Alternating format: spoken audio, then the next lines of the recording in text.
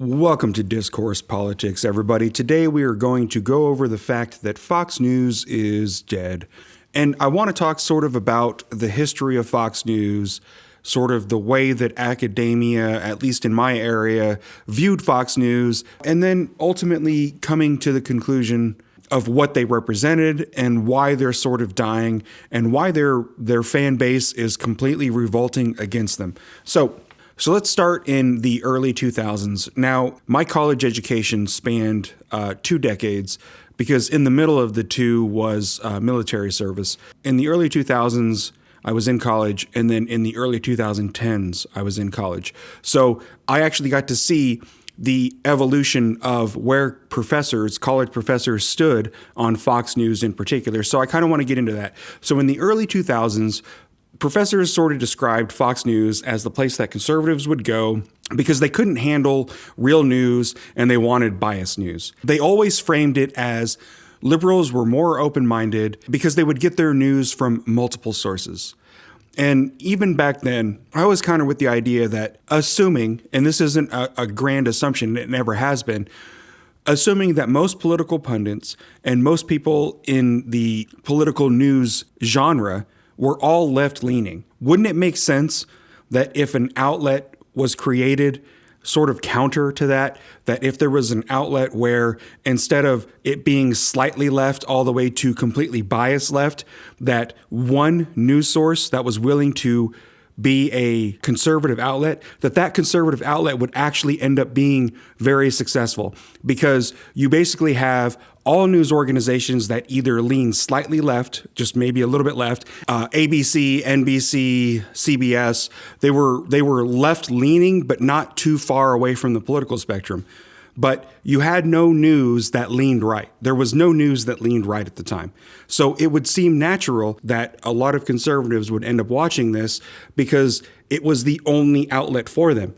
And then I went on to basically say to them that when MSNBC or these other alternate news sites that lean left, when they become as big as conservatives, would you consider that to be because liberals are closed-minded, or would you consider that to be the case because people tend to like to get news that reflects their own internal worldview?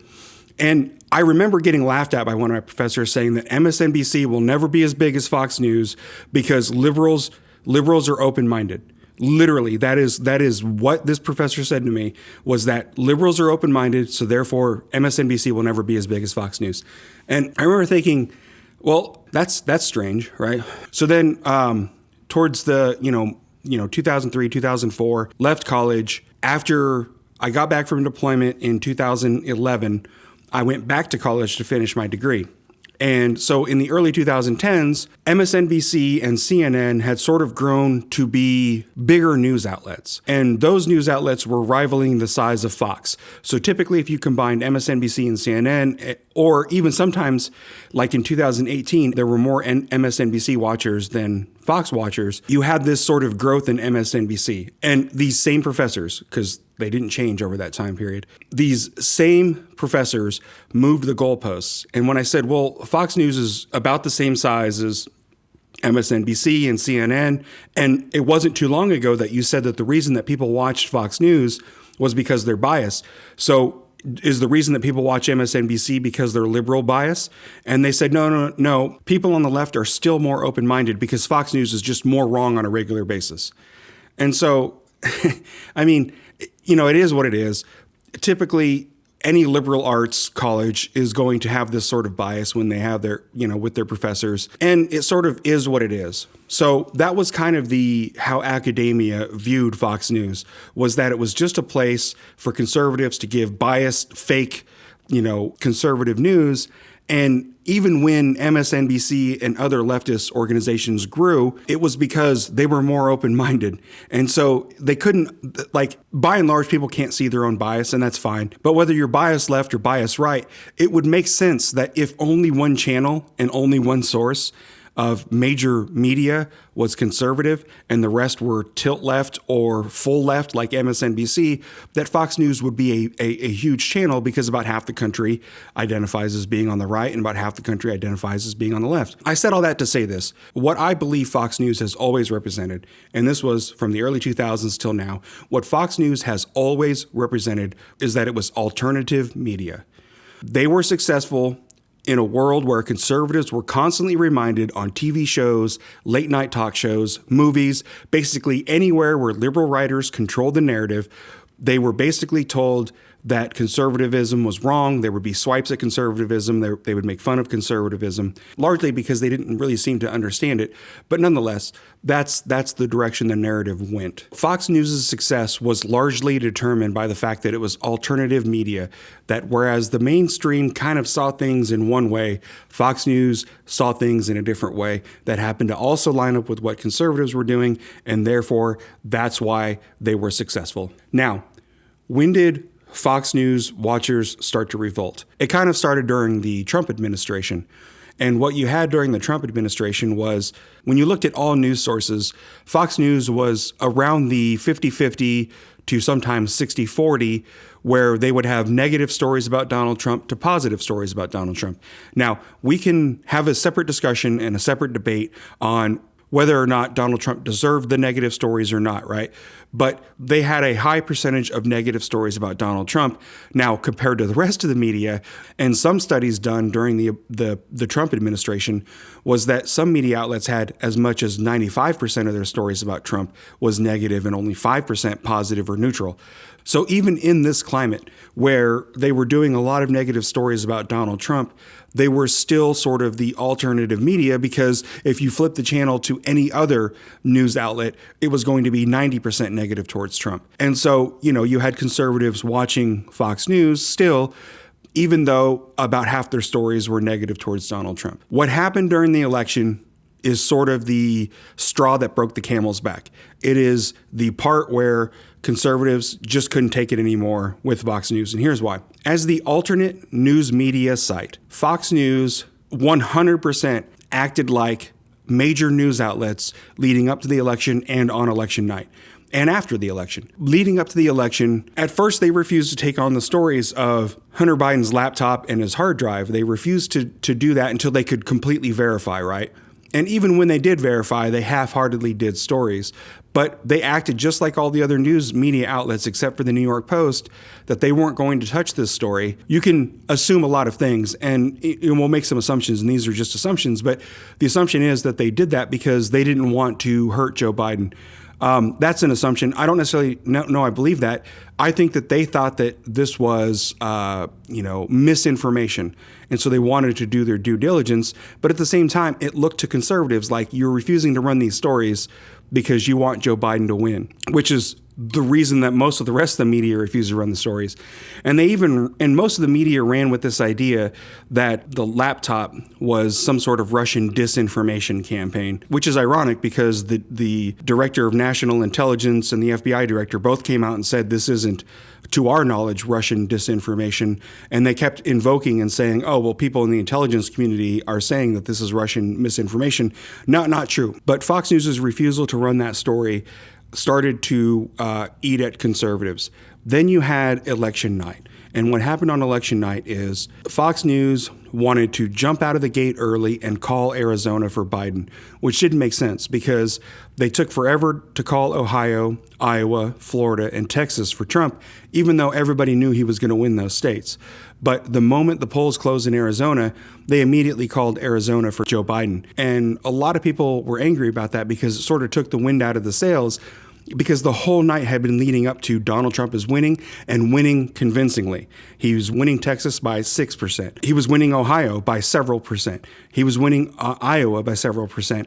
And these numbers were convincing enough to make people believe that Donald Trump had done enough to convince the white working class to stick with him, the elderly to stick with him, and the suburbs to stick with him, which oddly enough, once we got to those states that Biden needed to win, those trends disappeared. Strange. And I'll be doing a video later on about the legal case that Trump is making about inconsistencies in voter turnout. So it seems strange that the narrative from Fox News leading up to the election was to act like regular media outlets. And then on election night, to call Arizona, it rubbed Fox News watchers the wrong way. And then to add a cherry on top, Neil Cavuto, he cut off Kayleigh McEnany from speaking, which Kayleigh McEnany is the press secretary for the president of the United States. She is the mouthpiece for the president, right? So when she speaks, it's almost like the president speaking. Maybe I'm over glorifying a little bit, but she is literally the mouthpiece for the president. So I might be exaggerating just a little bit, but not by much. And the point is that Neil Cavuto, she was in the middle of laying out some foundational evidence that the president was basically making for his legal case that the election's not over. And he cut her off and said something about in good conscience he can't keep her on because, and here's the strange part, maybe she has evidence, maybe she doesn't, but until she presents evidence, we can't in good conscience keep her on. Well, one, you cut her off. So that kind of doesn't make any sense why you would say maybe she does have evidence. Maybe she does. That's maybe why you should keep focusing on her, because she's speaking on behalf of the president. The second thing is and this sort of gets into sort of how I think. I tend to think in terms of, okay, let's take what you say at face value, but let's turn it up a notch, right? So what Neil Cavuto was basically saying is that because she wasn't speaking the truth, that he couldn't in good conscience listen to her. So, okay, fine, fair enough. But the fact that she's the press secretary for the president means actually the exact opposite. And here's what I mean. Let's say Kayleigh McEnany went out there and she ate some bad shrooms and she was just high as a kite, right? And she goes out there and she starts describing some sort of rooster illusion thing that she's seeing in front of her eyes. And she says something like, President Trump rode into the White House on a unicorn and told me to tell you guys that there's voter fraud out there, right? Like even something as strange and outlandish as that would be all the more reason that you would want to focus on it. Why? Because if Kayleigh McEnany is lying on behalf of the president, then we need to document that. And as the media, you would want to document that too. So if you had any journalistic integrity, if Kayleigh McEnany was spouting lies, if she was out there and doing like math incorrectly, like she was saying 2 + 2 is 3 and Donald Trump lost because of voter fraud, right? It does not matter that she is lying because you as a journalist should be documenting that. So the fact that he cut her off is just more evidence that Fox News is acting like a regular news outlet that is not going to let the president speak and make his case. Now, you can hate the president's case. You can like the president's case. You can hope the president loses. You can hope the president wins. I don't care about all of that. What I do care about is that at least some sort of media is available for people to find alternate avenues, because at the end of the day, all people are biased. Everyone, myself included, has a bias. And if you don't actually try and find organizations or news that don't fit your personal narrative, then I think you're shortchanging yourself on your ability to think. And when all news organizations are rallying behind this idea that there's no voter fraud, right? They might be accidentally correct. They might be actually correct. But if you have someone making the case that there's voter irregularities, and by the way, if you just look statistically at what happened during the election, statistically speaking, some of the things that happened are just absolutely absurd. You have certain districts in certain areas in certain counties where Biden needed to outperform historically, in the history of mankind, where you can't even get 90% turnout in Australia, where it's illegal to not vote. But yet in some of these counties, you get over 90% participation from people, and you get strange things like the quadrupling of people over the age of 90 registering and those ballots being turned in. There's some irregularities here that actually need to be looked at, right? And for them to just sort of sweep it under the rug, it is journalistic malpractice at the very least. And here's why. At the end of the day, I think they should cover it and say their little piece about like, hey, this is what the president's saying. I think he's wrong because of this. I think that would be fine. But they're not even doing that. They're literally just cutting out the part where the president speaks or the president's press secretary speaks, and they're making a declaration without any backing to it other than we have decided.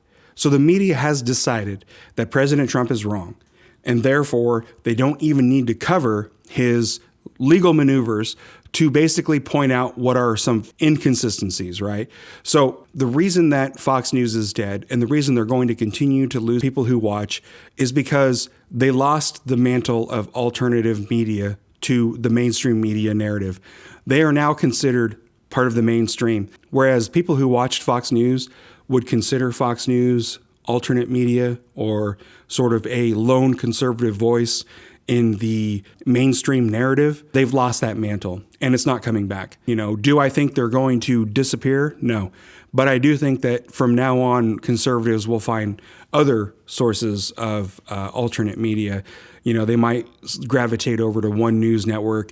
There's rumors that if Donald Trump loses, he's going to start his own media channel. And if he did, that would, I think, absorb a lot of Fox News watchers. Fox News is basically dying because they no longer represent alternative media. It wasn't the fact that they represented conservatives.